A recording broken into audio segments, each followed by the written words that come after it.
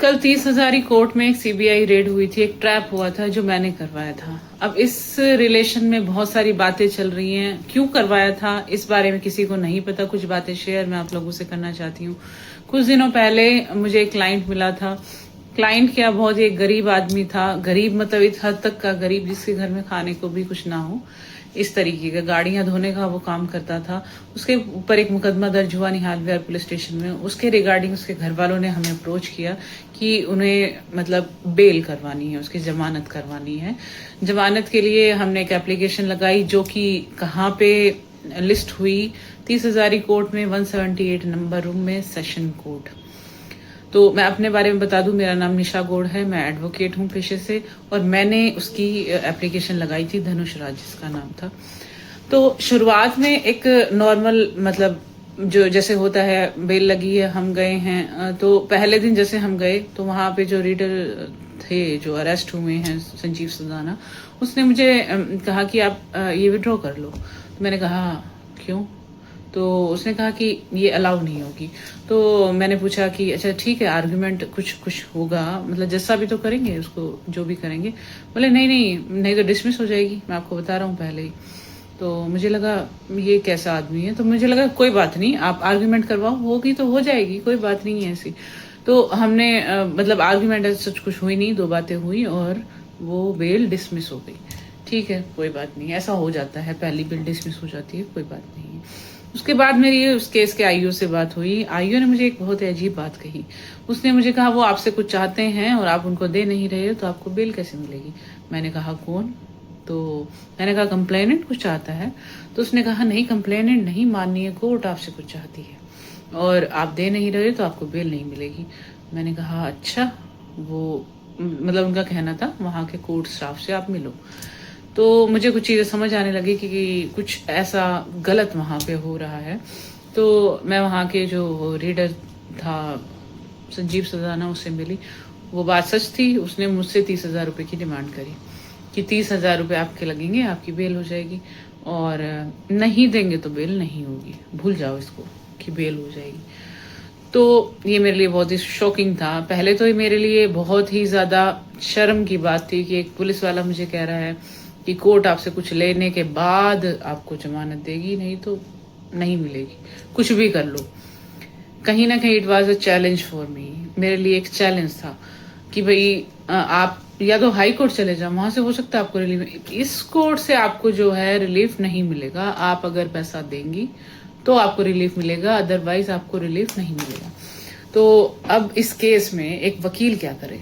एक क्लाइंट है, एक तो होता है कि हमने भाई बहुत पैसा लिया है उससे, हमने बहुत कमाई करी है, ठीक है, वो एक अलग मैटर हो गया। एक गरीब आदमी आपके पास हाथ जोड़ता हुआ आया है कि मैडम हमारे मतलब हमारे घर से कमाने वाला आदमी चला गया है, उसको छुड़वा दो कैसे करके। वहां क्या हो रहा है, पैसे दो तो जमानत होगी। एक आदमी बैठा हुआ है एक पब्लिक पोस्ट पे और वो किसी की लिबर्टी को सेल कर रहा है, किसी की आजादी को बेच रहा है कि अगर तुम पैसा दे दोगे तुम बाहर आ जाओगे, नहीं तो तुम्हें जेल में रहना पड़ेगा। ये बहुत एक अजीब बात थी मेरे लिए। और एक मतलब हमने पढ़ाई इसलिए करी थी कि एक जस्टिस सिस्टम का हम भी एक पार्ट हैं, मतलब कहीं कुछ गलत हो रहा है तो हम उसको रोकें। अच्छा, ऐसा बिल्कुल अगर किसी को थोड़ी सी भी इस बात में डाउट हो कि मैंने कोशिश नहीं करी अपने सिस्टम में ही रह के इसको ठीक करने की, तो वो डाउट मैं दूर कर दूं। मैंने बहुत कोशिश करी थी, बहुत कंसर्न मिलने की भी कोशिश करी थी, मुझे स्टाफ ने रोक लिया, मिलने नहीं दिया किसी से। उन्होंने कहा कि आप लेटर लिख के दे जाइए, और वो लेटर कब खुलेगा? 5 दिन लग सकते हैं, 4 दिन लग सकते हैं, 3 दिन लग सकते हैं। तब तक आप कुछ भी होता रहे, कहीं पे भी कुछ भी नहीं बदलेगा। मतलब मुझे ये जवाब मिला। मैंने उनको कहा कि नॉर्मली जो जो मैटर्स लग रहे हैं, अगर वो थोड़ा लेट भी हो जाएंगे, ये मैटर बहुत जरूरी है। कहीं पे अगर इस तरीके का भ्रष्टाचार फैला हुआ है जिसकी वजह से किसी एक आदमी को जेल में रहना पड़ रहा है, तो ये पहले सुनो ना मेरी बात। पर उन्होंने इस बात पे ध्यान नहीं दिया। उन्होंने कहा ऐसे तो फिर हर आदमी कोर्ट में मैडम हर चीज अर्जेंट होती है, सभी को अर्जेंसी होती है। मतलब मुझे ये जवाब मिले सुनने को। तो उसके बाद मेरे पास क्या ऑप्शन था? एक ही ऑप्शन था कि मैं सीबीआई के पास जाऊं। जहां मैं गई, मैंने उनको चीजें बताई, उन्होंने वो चीजें वेरीफाई करी, वो वेरिफिकेशन के बाद वो चीजें सही निकली। उसने हकीकत में जो डिमांड करी थी वो सही निकली। वो जो हो रहा था इतने दिन से हम इस मतलब मैं अपना काम नहीं कर पा रही थी। मैं उसी चीज के बारे में सोचे जा रही थी कि एक आदमी है वो पैसा नहीं दे पा रहा है तो वो बाहर नहीं आएगा क्योंकि उसके पास पैसे नहीं है। पैसे देगा तो जमानत होगी, नहीं तो हाई कोर्ट चले जाओ। हाई कोर्ट के एक्सपेंसेस भी तो मतलब उसको उठाने पड़ेंगे। वो गरीब आदमी है, वो क्या करेगा, उसके पास कोई ऑप्शन नहीं है। मुझे अपने आप पे ही मतलब ये डाउट हो रहा था कि मैं उसके लिए कुछ कर ही नहीं पा रही हूँ। अब आप ये समझिए एक वकील क्या करेगा। एक वकील का तो मुझे वो आदमी कहता है, संजीव सुदाना, आपको मैडम आर्ग्यूमेंट भी नहीं करने दूंगा, आपको आर्ग्यूमेंट करने की भी जरूरत नहीं, ऐसे ही ऑर्डर ले लो, आप पैसे दो ऑर्डर लो। इस तरीके की बातें वो बोल रहा है। तो हम कहाँ हैं? एक वकील तो इस सिस्टम से हट ही गया है। अगर ये सब होता रहा तो वकील की तो कोई जरूरत ही नहीं रही ना। और दूसरी बात, पैसे वाला ही जिंदा है, फिर तो जिसके पास पैसा नहीं है वो तो मर ही जाएगा। तो उस सिस्टम को ठीक करने के लिए अगर मैं ये कदम उठाती हूँ, मुझे नहीं लगता कोई भी एक रैशनल जो भी इंसान होगा, जो अच्छी विचारधारा का होगा, अच्छी एक सोच रखता होगा, इस चीज को गलत बताएगा।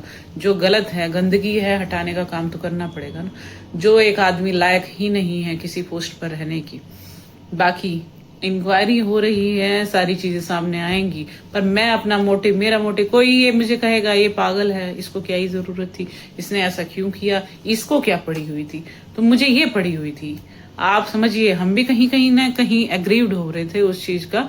मैं मतलब हमने ये क्यों पहना, इसलिए तो पहना, हम भी इस जस्टिस का पार्ट हैं, लोगों को हम भी न्याय दिलाने का काम करते हैं। लेकिन अगर न्याय को बेचा जाएगा तो मैं उसका पार्ट नहीं बन सकती। मैं चाहती हूँ आप इस वीडियो को शेयर करें ताकि ये चीजें लोगों को समझ आए कि ये करने का कारण क्या था, ताकि किसी के दिमाग में कोई नेगेटिव बातें बची भी हुई हो ना तो वो ठीक हो।